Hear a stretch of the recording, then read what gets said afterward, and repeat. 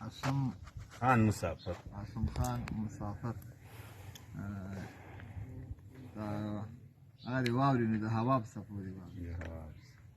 وایي په لمدو سترګو به در وګورم جانان به دې کړم، په لمدو سترګو به در وګورم جانان به دې کړم، تا ته به دومره مینه درکړم چې حیران به دې کړم.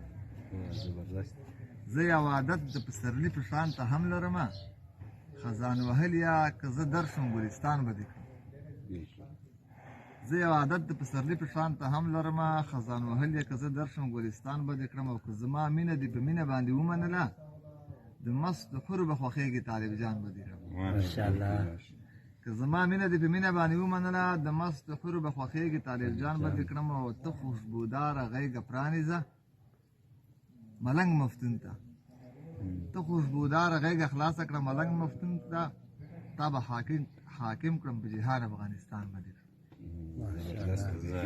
جزاک الله.